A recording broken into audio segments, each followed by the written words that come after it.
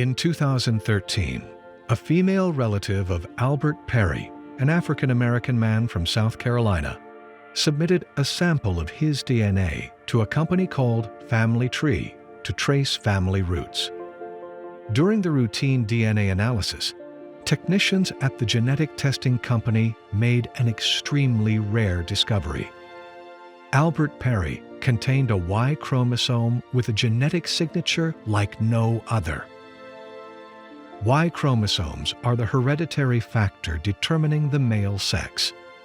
Albert Perry revealed that the most recent common ancestor for his lineage was roaming the earth about 338,000 years ago. Geneticists have been able to prove that all men tested thus far in these commercial databases can trace their Y chromosome to a common male ancestor labeled Adam that lived between 60,000 and 140,000 years ago. This made his DNA over twice as old as any fossil on record for Homo sapiens.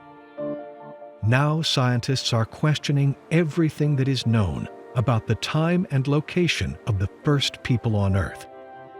Is this finally the proof pre-Adamite theorists have been looking for? When we look at these pre-Adamite records of what these ancient texts are telling us, it maps together very nicely with the actual archaeological ruins that we find around the world. What gets even more interesting is when we get into the idea in that the post-Atlantean catastrophe world, meaning post 12,500 years ago, two pre-Adamite groups survived with vastly limited resources, one group in Europe and one in Asia, which becomes the Egyptian pharaonic line, and the other group in Mesoamerica, which becomes the Mesoamerican priesthood. If Albert Perry's Y chromosome predates this by hundreds of thousands of years, what are the implications? Is it possible there was an earlier human population that became extinct? An incredible artifact that has been a topic of great controversy among historians and scholars trying to get to the bottom of this mystery is a king's list found in the Sumerian cuneiforms. The king lists go back 266,000 years.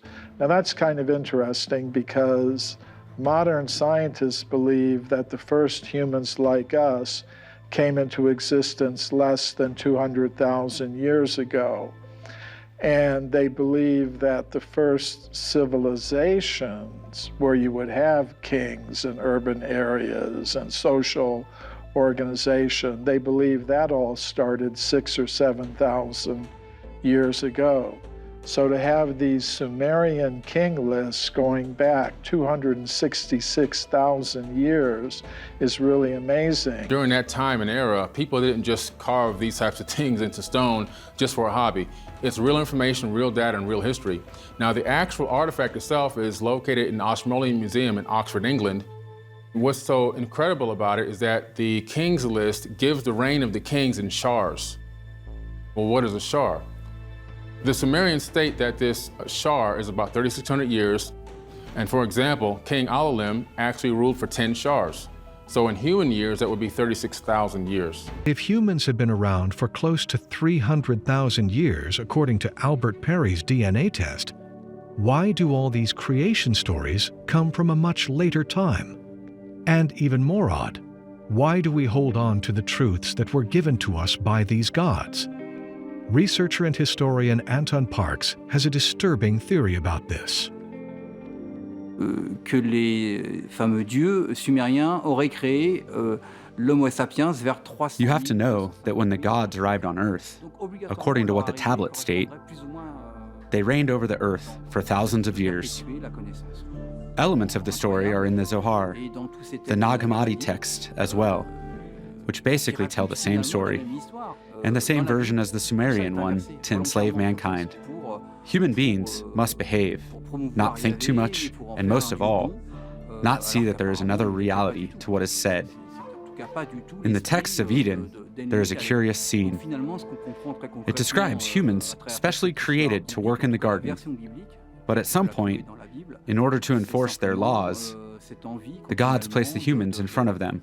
Behind the gods is their shiny chariot. That is how it is written. And they make them pledge allegiance. It is fascinating. They impose their views upon mankind.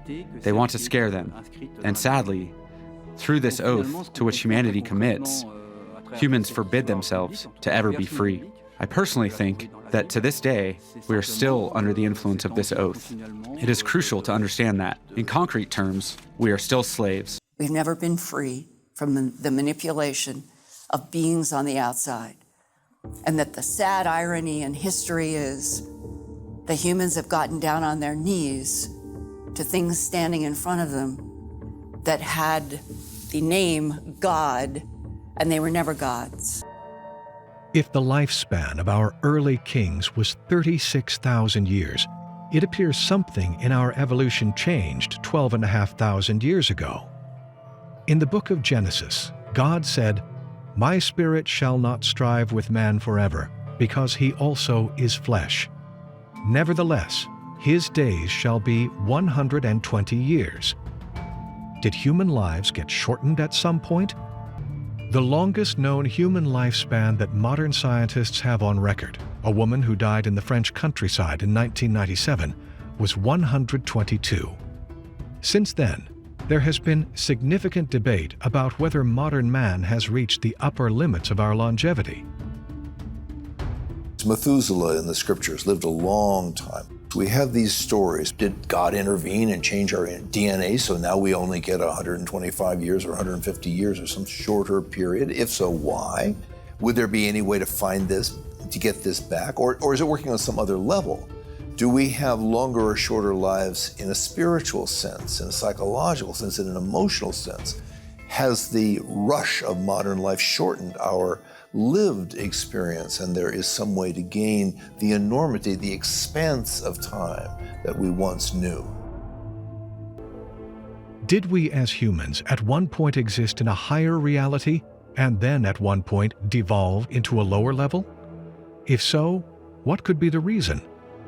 Anton Park suggests that there is information that points to certain bloodlines. Dans les livres, certains livres, que certains d'ailleurs intitulent conspirationnistes, When you start looking at these subjects, whether it is on the web or in some books that people qualify as possibly conspiracy books, it is often spoken of a genetic lineage, reptilian, and of royal blood. I do think that some royal bloodlines still exist nowadays that come from the Anunnas, specifically the lineage of Enlil, Ninurta, and On. Could these descendants of royal bloodlines be able to see beyond the current reality in order to control it? Reporter Linda Howe has an interesting theory on the origins of the term blue blood. One friend and colleague of mine was Lawrence Gardner. He was tracking the whole significance of certain bloodlines going back into Mesopotamia. I was encountering exactly the same information coming in to my investigations of an alien presence on this planet and throughout the solar system. We found that we met at sort of a same point, and that was that in Mesopotamia, that all of the Anunnaki were supposed to be reptilian. And that the reptilian biology had blood that was dominated by copper. And that they literally had blue colored blood. We have red because we have an iron dominant blood. So our discussion from his history and my trying to get into it through aliens that have been dominating the earth was that the blue blood reptilians of Mesopotamia led to a group called the Merovingians. And the Merovingians tie later in the timeline directly to France, Germany, and that area of Europe, because for some reason, that bloodline, the blue bloods, went to Europe. Lawrence Gardner and other people's work coming through royalty, blue blood, tie this connection between the reptilians, Merovingians in Mesopotamia, and they were literally a reptilian blue blood line. Anton Parks explains how his studies of several ancient texts reveal similar stories about humankind surrendering their will to Sumerian gods, but that in the end, we choose to kneel. Donc, moi, je pense qu'on est toujours sous l'influence de ce serment que l'humanité... I think that we are still under the influence of the oath sworn by humanity in front of the gods and their chariot. At this particular point, humanity forbade itself from ever knowing freedom and from thinking freely. They more or less enslaved themselves. We are still under the oath that the human race swore to the Sumerian gods in front of their spaceship. I think that there are several ways of breaking this type of oath. First of all, by acknowledging it, by allowing oneself, and by saying it out loud. I am not anymore under the oath that was sworn to the Anunnas. And this works for any oath. From the moment when you know you have sworn an oath in this life or in a previous one, you can actually liberate yourself, quite simply.